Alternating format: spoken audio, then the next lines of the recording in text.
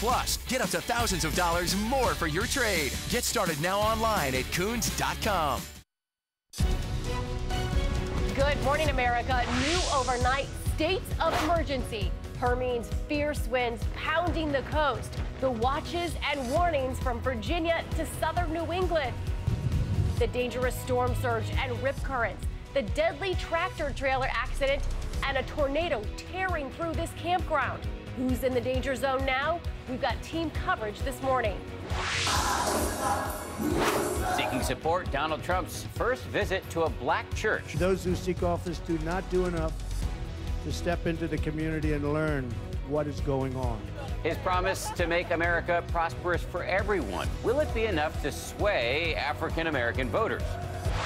Fair scares. The ride that went haywire. Kids dangling, holding on for dear life. Some even falling from their seats. I really thought I was gonna die. Kids rushed to the hospital. Why did it happen? And Wonder Woman, Serena Williams slams her way into the record book. Yeah, that time's Roger Federer. The win that put her over the top. She's now setting her sights on Roger Federer's record as she celebrates her smashing victory. Live from ABC News in New York, this is Good Morning America. Good Sunday morning, everyone. We do want to thank you for joining us on this holiday weekend, and we want to get straight to our top story. Hermine on the march, gaining strength. The storm not going away anytime soon. Not at all. There's the map. The storm is now off the northeast coast where it is expected to churn for days. We want to show you a live shot from Ocean City, New Jersey this morning. Already some sizable waves there. The storm has carved a path of destruction and disruption right up the East Coast. We want to show you this vehicle in Cambridge, Virginia. It is completely covered in sand. It almost looks like a summer snowdrift. Get out your shovel. There are states of emergency watches and warnings for Virginia all the way up to New England right now. And so let's get it out to ABC's chief meteorologist, Ginger Z, who's in Breezy Point, New York, an area still recovering from Hurricane Sandy and now bracing for more. Hey, Ginger, good morning. Dan and Paula, good morning to you. I can't emphasize enough that this is a coastline storm. Beach communities like this will be impacted most, not at all as much inland. And a lot of people are waking up in these beach communities from here through southern New England saying, it's sunny out. What storm are you talking about? Well, that thing is some 300 plus miles south and east of us right here. The waves already starting to grow more than 7 feet. And that's why, as that turns closer to us and sits for days, we're on tropical storm warning anywhere from Virginia up through Nantucket. Overnight, that ominous image, Hermine spinning north. Giant waves crashing into the boardwalk in Ocean City, Maryland, taunting the Delaware coast. Those winds and outer bands lashing Virginia with 60-mile-per-hour winds, neighborhoods inundated. In Columbia, North Carolina, relentless gusts toppling this tractor trailer, killing the 64-year-old driver. Up to 10 inches of rain in North Carolina. The worst of the storm, shattering this campground in the Outer Banks. Isolated tornadoes blowing these trailers and cottages into that creek, injuring 4, including a 10-month-old baby. In South Carolina, trees crushing homes. At the tail end of this trail of destruction, flooding. Hard-hit Florida is getting rain again. Days after the storm, people in Pasco County forced to evacuate their homes after a different system caused more flooding, some escaping by boat. Hermine, now a post-tropical cyclone, is churning toward the northeast and even providing some action for last-minute thrill seekers in Philadelphia. It's doing a dangerous dance with the Jersey Shore this morning, as storm surge along the coastline coupled with a slow-moving storm could put many of these beachside communities underwater. I'm ready to go. As soon as the city puts their siren off, I hit the road. I want to make sure everybody understands, too. You'll hear that term post-tropical cyclone. Don't let that make you think that it is less powerful. This storm still has 65-mile-per-hour max sustained winds. I want to bring you right into the satellite image because you can see where the convection has blown up on the northern side of it, and it is moving at this point 12 miles per hour to the north and east, but it will change its track, and that's what's going to affect us right here in parts of the Northeast along the coast. You can see where the tropical storm warnings and watches extend all the way up through coastal New Jersey, up into Connecticut, Massachusetts. You can see even right up into Nantucket. They're on tropical storm watch this morning. The main concern, beach erosion, certainly rip currents, major coastal impacts. So again, if you're inland and you're saying, is this like Sandy? The answer is no, it is not. This thing is staying out in the ocean, but it is the bands of wind that will pile up water, the high winds, and you can see some of those gusts that will come through as we head through our Sunday night of 20 up to 40. And look at that, close to 50-mile-per-hour winds. That's going to make the waves and the storm surge a real possibility anywhere near the coast. You see 55 Atlantic City, that's Monday at 10 p.m. And the timing of this is so important because what will happen is tonight it's going to start turning back to the north and west, and then eventually by Thursday it will start to get out of our hair. There are so many of these places from here down through New Jersey that are going to be impacted sooner than later, and that includes Longport, New Jersey, which is exactly where our Eva Pilgrim is this morning. Good morning, Ginger. Here we're seeing some wind, and it's significantly cooler than is normal for this time of year. You can already see the waves angrily crashing onto the shore, and this is what we're most concerned about with Hermine, this storm surge. As Hermine sits off the coast and pushes that water in, it keeps those back bays from being able to fully drain out, pushing the water higher and higher with each high tide. And that is why we have those concerns of flooding here. Already overnight, the high tide starting to spill onto the streets. Several coastal counties now under a state of emergency. Local officials asking people to voluntarily evacuate some shore points, urging residents and tourists to head inland. Now, it hasn't been beach weather with this wind. It hasn't been comfortable for people to sit out near the sand. Businesses here taking a big hit, slow on a weekend when they usually are slammed. And conditions change today. Officials really encouraging people to take this weather seriously, Ginger.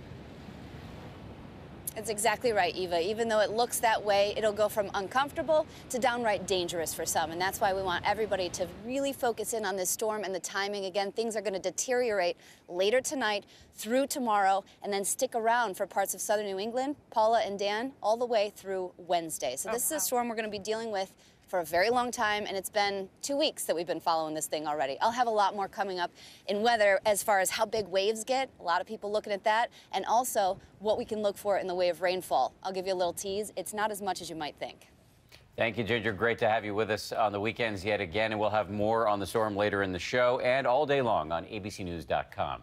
But we're going to move on now to that image from the campaign trail. Donald Trump swaying in the pews at an African-American church in Detroit. This is his latest attempt to appeal to black voters, and ABC's Mary Bruce is on the story this morning from Washington, D.C. Mary, good morning to you. Hi, good morning. Well, Dan, for weeks, Donald Trump has been slammed for trying to reach out to African-American voters without actually reaching out to African-Americans. But now he's trying to change all that, making his first in-person appeal at a black church, promising a new civil rights agenda. Donald Trump swaying in the pews at a lively church service in Detroit as he hopes to sway African-American voters. Those who seek office do not do enough to step into the community and learn what is going on. I'm here today to learn. Trump, for the first time, addressing a largely African-American audience after being criticized for trying to woo minority voters by speaking to mostly white crowds. What do you have to lose? You're living in poverty. Your schools are no good. You have no jobs. Hillary Clinton is going to do nothing for the African-American worker. But now Trump is making a direct appeal. I fully understand that the African-American community has suffered from discrimination and that there are many wrongs that must still be made right. They will be made right. I want to make America prosperous for everyone. Trump supporter Ben Carson showed him around his old neighborhood in southwest Detroit. He did get straight A's. Yes, he did. But while Trump talked grades, his own appearance at the church got mixed reviews. His remarks were genuine, heartfelt. I think we have to give everybody a chance. I didn't know if he has a lot of knowledge on how to run this country. And sparked protests. No Trump! No Trump! No Trump! The question now is whether any of this outreach can actually change opinions and put a dent in Trump's dismal support from African-American voters. Dan and Paula? Mary, thank you. For more on all of this, let's get to ABC's chief global affairs correspondent, Martha Raddatz. She's in Washington, where she's going to be hosting this week later this morning. Hey, Martha, given how deeply unpopular Trump is with black voters, as Mary just mentioned, is this kind of outreach that we saw in Detroit likely to work, or is it, as many people have argued, really designed to reassure suburban white voters that it's okay to vote for Trump because he's not a racist? Well, Dan, Trump's polling at just 1% of African Americans in the latest national poll, and even members of the congregation he met yesterday, as you saw, did not seem swayed. But then again, no Republican candidate has broken past 15% of the black vote in 50 years since Democratic President Lyndon Johnson signed the Civil Rights Act and Republican nominee Barry Goldwater opposed it. The difference is that Trump is losing black voters and white college-educated voters. He needs to do better with them, a key Republican constituency. And as you say, many have been turned off by his harsh rhetoric. Dan and Paula. Yeah, well, Martha, so Trump's at rallies and at that African-American church. Meantime, Hillary, she's been surrounding herself with rich and powerful donors at fundraisers. The New York Times headline today said, "Where has Hillary Clinton been?" Asked the ultra-rich. Not to mention, Martha, she hasn't held a press conference since last December, so the inaccessibility to the public and the media, is this going to hurt her? It's really hard to say just yet, Paula. Hillary Clinton has had only 2 public events in the last 2 weeks, done nearly 24 private fundraisers. The Clinton camp wants to take this last quiet moment of summer to raise big amounts of money and blast Trump with negative ads in the fall. And they're also ceding the spotlight to him, hoping that he does more damage to himself, by himself, than they could.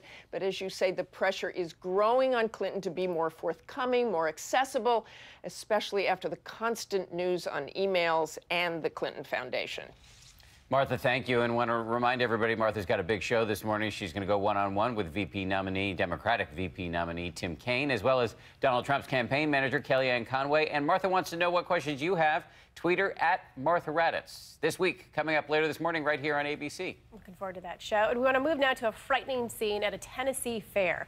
A ride called the Moonraker went haywire. Witnesses say children were dangling, some even falling off of that ride. ABC's Adrienne Bankert is here with what went wrong and how those kids are doing this morning. Hi, Adrienne. Hello to you. Good morning, Dan and Paula. Yes, this is yet another amusement ride malfunction this summer. This time in Memphis, several children hurt in the opening week of the fair.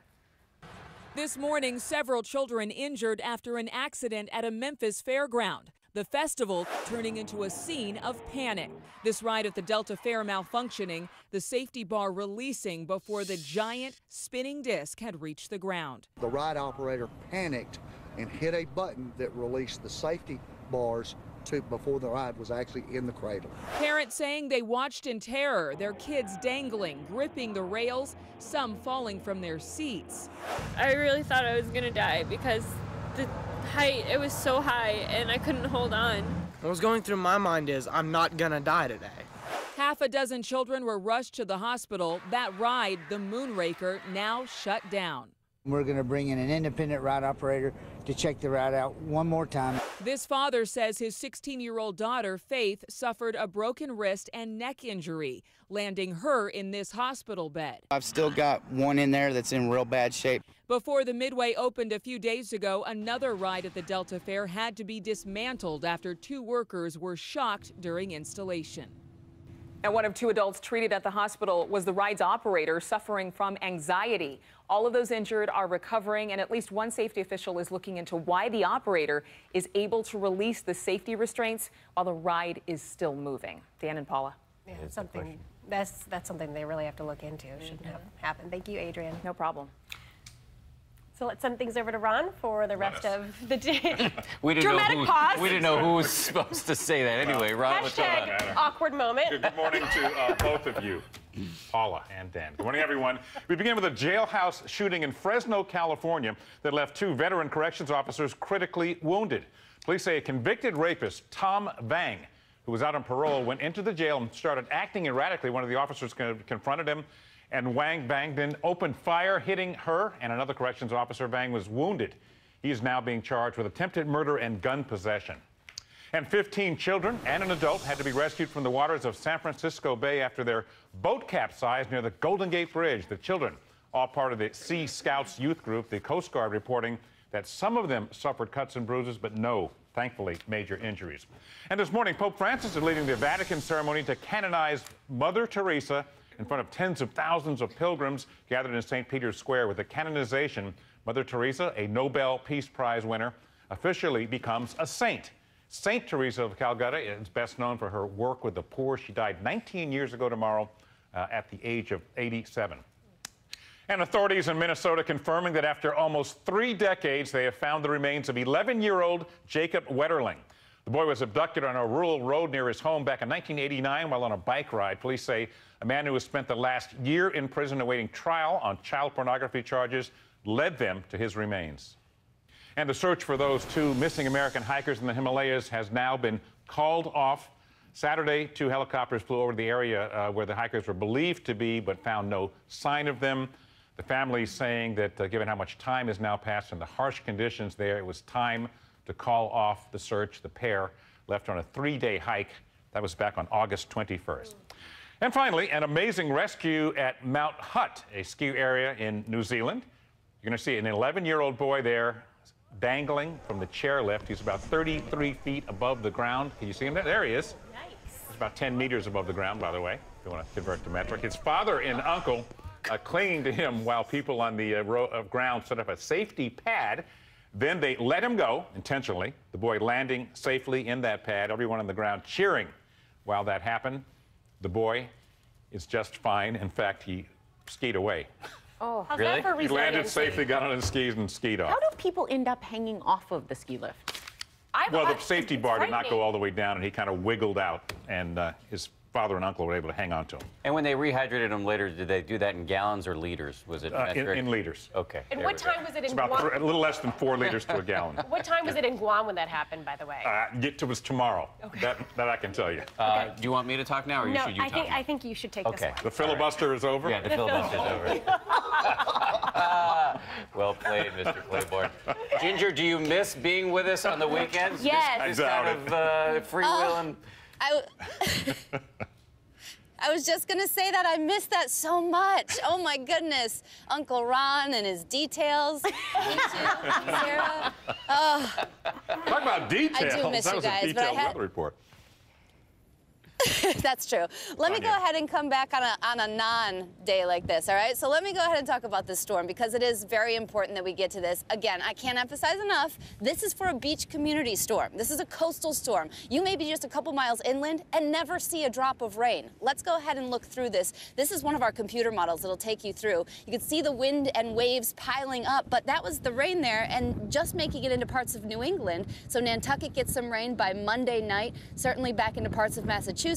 But as that low kind of meanders, and I've been using that word for a couple of days here, it's the wave heights that are really impressive. So if you had plans to get out on the ocean, that is not. I would just cancel those plans if you have not already. 10 to 15 foot waves a little bit closer there, and they're already growing right behind me here. You can see those prolonged swells are going to stay with us all the way through the midweek and beyond as this thing hangs out. All right, that is the big picture. Let's go ahead and get a check a little closer to home.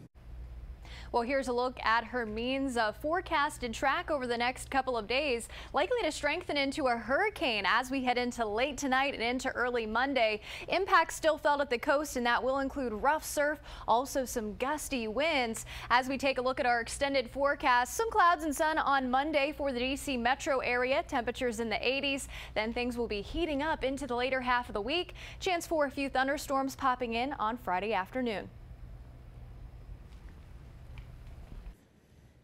I'll be back in a bit from a breezy point where it is still tomorrow in Guam. Sarah. Thank you, Ginger. I love getting a toss from Ginger Z. This is great. Now to Serena Williams and her record-breaking victory at the U.S. Open, becoming the winningest woman in the Open era, cementing her place in history. All it took was an ace like this one. Serena Williams driving home the point that put her over the top. In the match that put her over the line for the most major tournament wins by a female player. Female athletes can be great too. Hitting the 307 mark ties her with Roger Federer for the most of anyone to ever play the sport. Wow, that's pretty awesome, and honestly, what a better place to do it than here where everything first started. Serena Williams has made a career of smashing records and turning heads. Nice. But for the victory on Saturday, she's giving credit to her outfit. Yeah, they're my Wonder Woman sleeves, so Superwoman. She's gunning for her 7th